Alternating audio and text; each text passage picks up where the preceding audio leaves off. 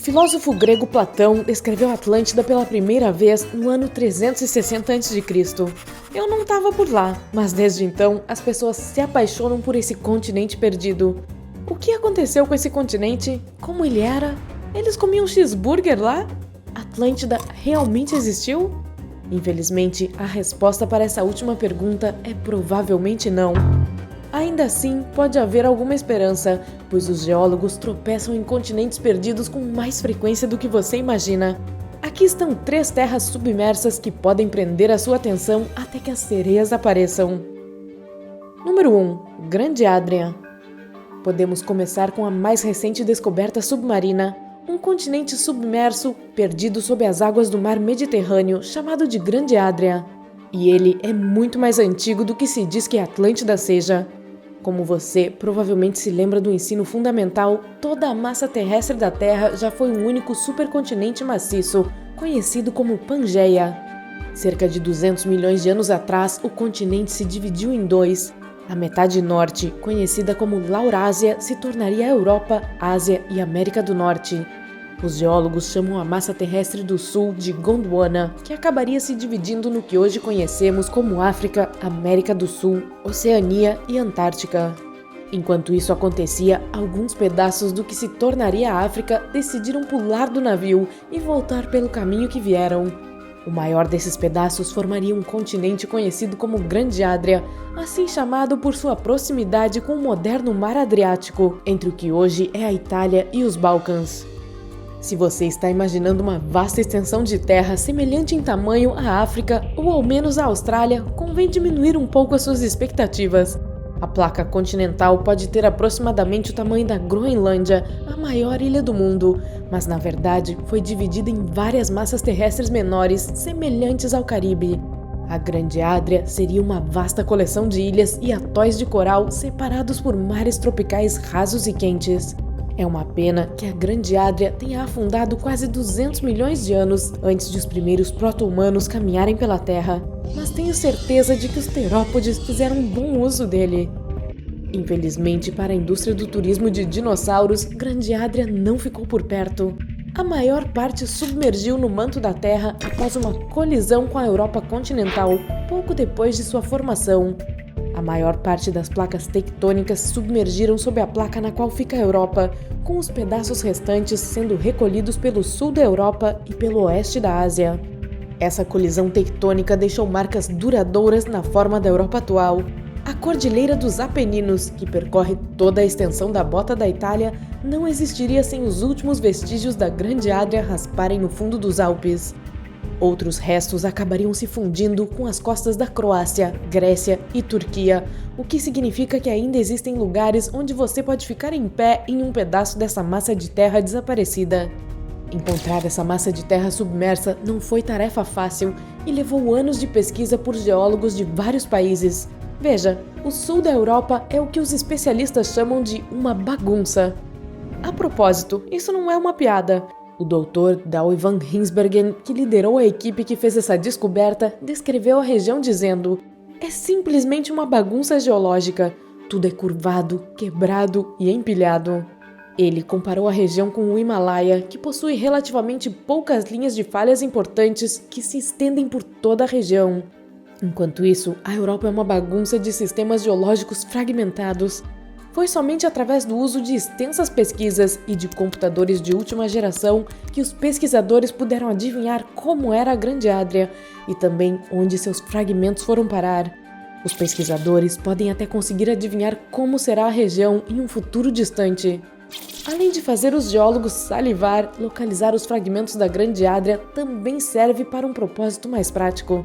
Van Ginsbergen acredita que as cadeias montanhosas criadas por esses fragmentos continentais possam ser extraordinariamente ricas em depósitos minerais. Localizar onde estão esses fragmentos pode desempenhar um papel significativo na futura economia da região do Mediterrâneo.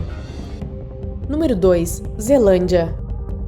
Enquanto a Grande Adria pode ser o continente submerso descoberto mais recentemente, ele não é o único. Geólogos aspirantes à procura de outro mundo perdido podem voltar sua atenção para o Pacífico Sul e para a simples nação-ilha da Nova Zelândia. A maioria das pessoas o conhece pelas ovelhas da trilogia cinematográfica O Senhor dos Anéis, mas este pequeno país montanhoso está escondendo um enorme segredo por trás de seus vales verdes e vistas deslumbrantes. A Nova Zelândia, assim como muitas ilhas, é pouco mais do que o topo de uma vasta cadeia de montanhas subaquáticas.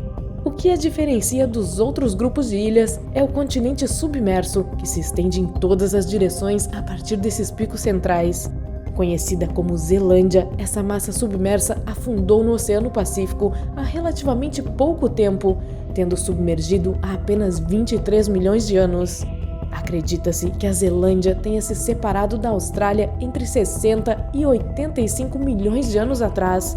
Eu não presenciei nada disso, mas com uma área total de mais de 4 milhões de quilômetros quadrados, a Zelândia é mais da metade do tamanho do continente pai e muito maior que a Grande Adria. Outra diferença entre os dois é que, embora a Grande Adria fosse algo mais parecido com um grupo de ilhas, a Zelândia estaria inteiramente acima da água em certo período. Essa vasta massa de terra se estendia de noroeste a sudeste, de maneira mais ou menos perpendicular à moderna Nova Zelândia. Registros fósseis indicam até que pode ter havido animais no continente antes de ele ser engolido pelo Oceano Pacífico no final da última era glacial. Notavelmente, se a Zelândia tivesse permanecido de alguma forma acima do nível do mar, seu tamanho e proximidade com a Oceania teriam tido um impacto significativo no clima do outro continente. As temperaturas quentes do sudeste da Oceania devem-se em grande parte à corrente da Austrália Oriental, que transporta água quente dos trópicos. Isso mesmo, a corrente da Austrália Oriental pode moldar a paisagem de um continente inteiro. Minha nossa, não? Se a Zelândia estivesse acima da água, interromperia a corrente da Austrália Oriental, consumindo todo esse calor tropical como a massa de terra gananciosa que é. Isso resultaria em lugares como Sydney, na Austrália, sendo muito mais frios e secos do que são hoje. Não transformaria o sul da Austrália em uma tundra ártica, mas o continente se assemelharia mais com o estado norte-americano de Dakota do Norte do que com o paraíso subtropical que conhecemos. É verdade que isso teria acontecido no meio do período de gelo de uma era glacial. Se fosse esse o caso, imagino que em todos os lugares seria muito mais frio, não apenas na Oceania. Você consegue pensar em outras mudanças simples na história que teriam enormes consequências? Que tal discutirmos isso nos comentários? Número 3. Doggerland. Ok, então eu tenho uma confissão a fazer. Estou meio que jogando verde para colher maduro quando chamo Doggerland de um continente perdido. Istmo submerso simplesmente não tem o mesmo charme, entende? O que diferencia Doggerland das duas primeiras entradas desta lista é que ela existia recente o suficiente para que os humanos pisassem nesta terra perdida.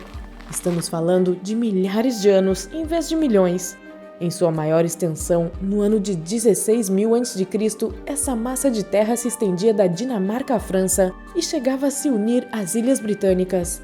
Ela recebe o seu nome em homenagem a Dogger Bank, um platô submerso no meio do caminho entre a Inglaterra e a Dinamarca. Milhares de anos atrás, esse banco fazia parte de uma massa de terra que conectava a Grã-Bretanha à Europa continental. Sabe-se que os humanos modernos começaram a habitar a região entre os anos 10.000 e 4.000 a.C., como evidenciado pela descoberta de ferramentas de pedra e osso no piso do Canal da Mancha. E não vamos esquecer nossos parentes biológicos mais próximos, os Neandertais, que habitavam a região cerca de 40.000 anos atrás, e algumas pessoas com as quais eu frequentei o ensino médio. Assim como tudo que é bom, Doggerland eventualmente chegou ao seu fim. E como na Zelândia, foram as geleiras em queda e o aumento do nível do mar que atingiram a massa de terra.